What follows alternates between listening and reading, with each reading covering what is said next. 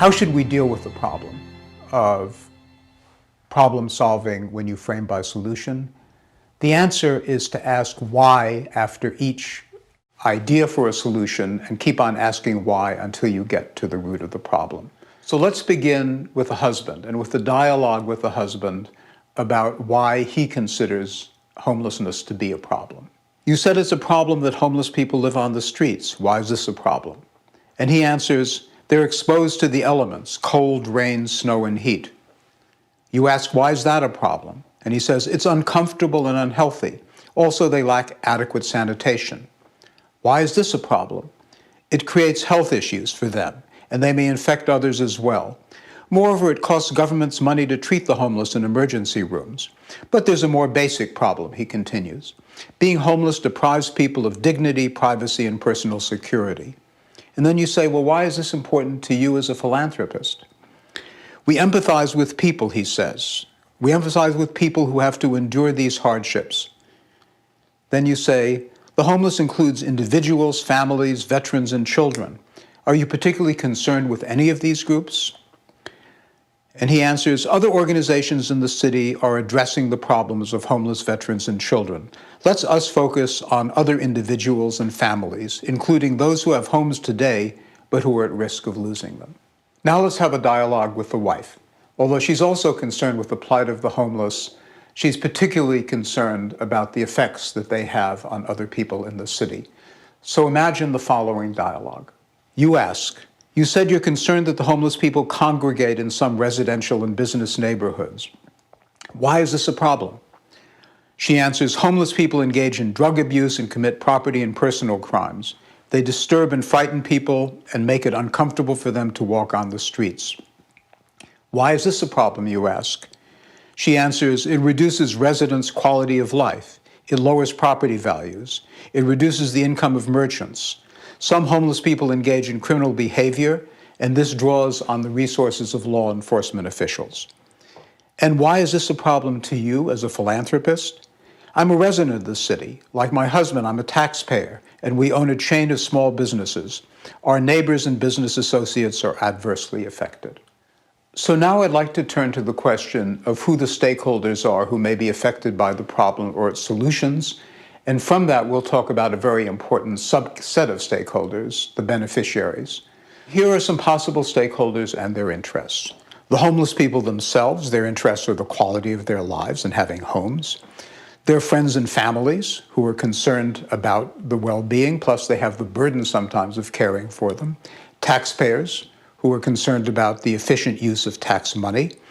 Local governments who are responsible for various services and the well-being of their residents. Politicians who want to get reelected but who are also concerned with the welfare of the residents. Housing developers who are concerned about housing value, property values and zoning. Law enforcement officials who are concerned about crime rate and enforcement costs. Social workers who want to deliver services efficiently and they're concerned about their clientele.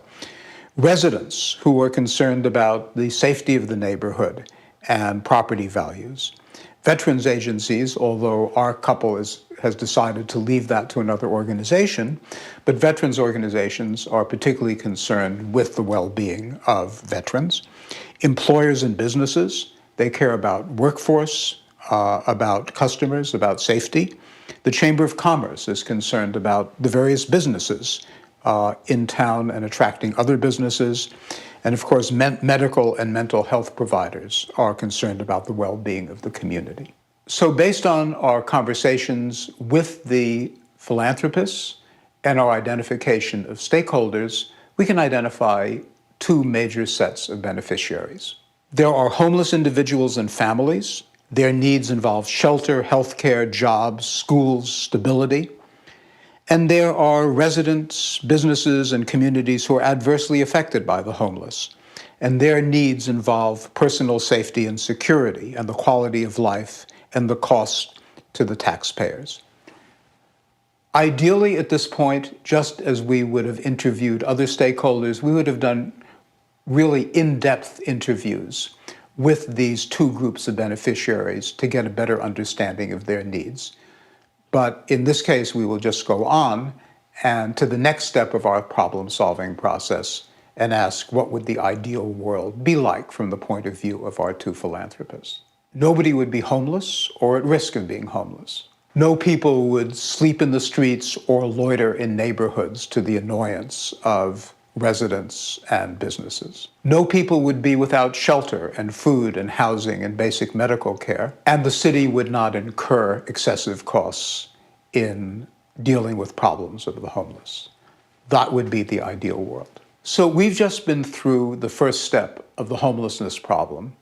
Your assignment is going to be to use the same framework that we've used so far, but apply it to the problem of childhood obesity. Once again, there is a wealthy philanthropist couple who are concerned with childhood obesity in your city. The city has a population of about 1 million, and the philanthropists have asked you to work with them to define the problem, to understand who the stakeholders are, to understand what the ideal world would be in the absence of the problem. Let me be a little bit more specific about your assignment. What is the problem that the philanthropists are trying to solve, and why is this a problem? I'm going to ask you to describe at least 2 different problems and why each one is a problem. Second, why is the problem important to the philanthropists?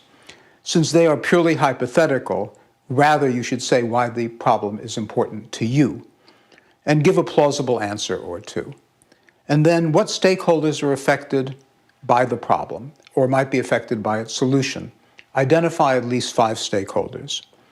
Who are your intended beneficiaries? Identify at least 2 intended beneficiaries. What are the beneficiaries' needs? Identify several needs.